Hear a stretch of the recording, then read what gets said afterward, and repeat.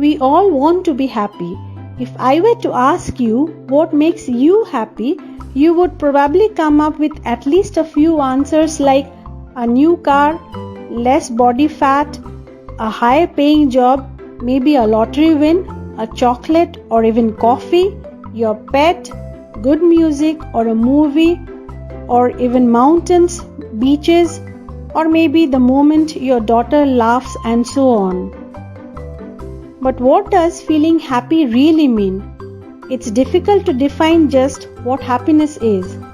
What makes a billionaire happy might be completely different than what makes a child happy, which might be just playing with Legos. Is it the feeling we get eating an ice cream in the heat of summer? Or is it the feeling we get sitting next to someone we love? Although happiness means different things to different people, factors such as social status, education, health, responsibilities, and achievements all have a role to play in making our life complete. Nevertheless, every person is capable of making a success of their life in one way or another, which will give them the best chance of feeling happy and content thereafter. When was the last time you felt wildly happy? What causes happiness like that? And what makes some of us happy almost all the time while others have a hard time feeling happy? And what's actually happening in people's brain when they are happy?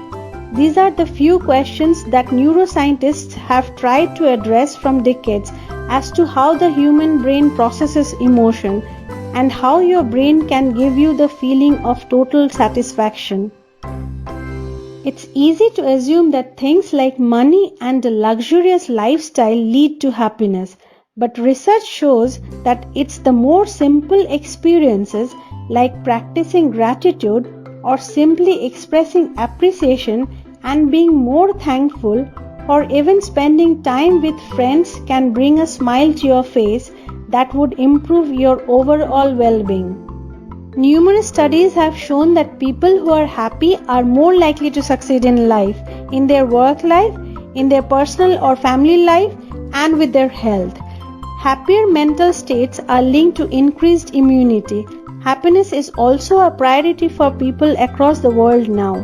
Being happy is more important than making a lot of money. The ancient Greek philosopher Aristotle divided happiness into two different kinds, hedonia and eudaimonia. Hedonic happiness is derived from pleasure. It is most often associated with doing what feels good, self-care, or fulfilling desires, while eudaimonic happiness includes feelings that your life has meaning, value, and purpose. It is associated more with fulfilling responsibilities or concern for the welfare of other people. Well, on a scientific level, we feel joy in our bodies because of the release of certain chemicals or neurotransmitters or happiness hormones that activate the bliss center of our brains. So when something good happens, your brain receives the signal to release these chemicals into your central nervous system. Bite into a piece of chocolate, close your eyes, and enjoy the moment. Happiness can be so easy to achieve. But why does chocolate actually make us happy? Well, chocolate contains tryptophan, an amino acid that our body uses to produce the mood-elevating substance serotonin, or the happiness hormone. As we all know, humans are social animals, and being around others is what causes happiness for many of us. There's a scientific reason for that. Serotonin flows through your body when you feel important or valued by those around you. When you are experiencing serotonin happiness, it takes no effort to feel joyful. It just seems to happen naturally. Similarly, our body releases a reward molecule named dopamine when we have a good meal or when we exercise or get a good night's sleep. You may have found that your stress levels are reduced when playing with your pet.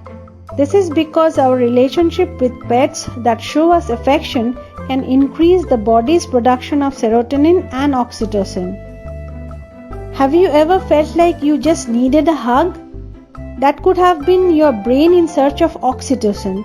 Oxytocin is linked to relationships and helps us to build bonds with other human beings, or even crucial for parent-child bonding. Scientists sometimes call it as the cuddle hormone. This is because its levels rise when we hug, touch, or sit next to our loved ones.